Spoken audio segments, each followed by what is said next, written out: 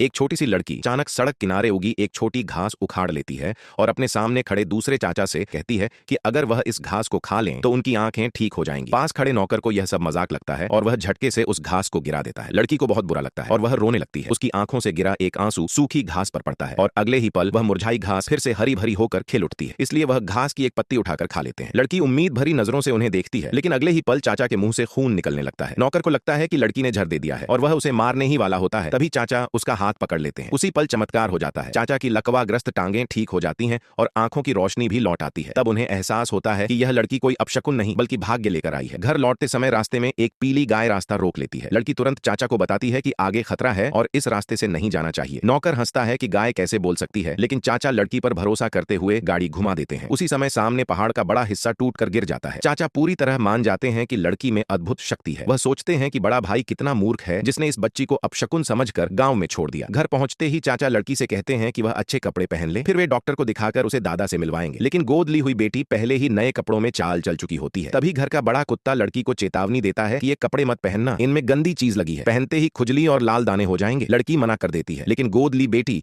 नौकरों को जबरदस्ती कपड़े पहनाने का आदेश देती है। तभी कुत्ता कपड़े खींचकर उसी गोद ली बेटी पर डाल देता है और उसके शरीर पर लाल दाने निकल आते हैं। वह रोते हुए माता पिता से झूठी शिकायत करती है कि लड़की ने उसे छुआ था। परिवार फिर लड़की पर ही दोष मढ़ देता है। पिता और बड़ा भाई कहते हैं कि इसके जन्म से ही घर का नाश हुआ, मां को डिलीवरी में जान का खतरा हुआ और व्यापार भी डूब गया। लड़की रोते हुए कहती है कि वह सबको प्यार करती है, लेकिन उसकी बात कोई नहीं सुनता। उसकी बनाई तस्वीर तक फाड़ दी जाती है और पिता साफ कह देता है कि उनके लिए सिर्फ गोद ली बेटी ही बेटी है। लड़की टूट जाती है। उसी समय बड़ा भाई देखता है कि दूसरे भाई की आंखें और टांगें ठीक हो चुकी हैं। दूसरा चाचा गुस्से में कह देता है कि एक गोद ली बेटी के लिए सगे बच्चे को ठुकराना सबसे बड़ा पाप है। तभी खबर आती है कि दादा गुजर गए हैं। अस्पताल में लड़की रोते हुए कहती है कि दादा सो रहे हैं और वह उन्हें जगा सकती है। सब रोकने की कोशिश करते हैं, लेकिन चाचा भरोसा करता है। लड़की के बालों से सुनहरी रोशनी निकलती है। वह दादा की नाक को छूती है और दादा जिंदा हो जाते हैं, बल्कि बीमारी भी ठीक हो जाती है। दादा को सच्चाई पता चलती है कि लड़की को कभी पैसे नहीं भेजे गए। वह गुस्से में बड़ा बेटा पद से हटा देता है। माँ बाप माफी मांगते हैं, लेकिन लड़की मना कर देती है और दूसरे चाचा से पूछती है कि क्या वह उसके पिता बनेंगे। चाचा उसे गले लगाकर वादा करता है कि अब कोई उसे नुकसान नहीं पहुंचा पाएगा।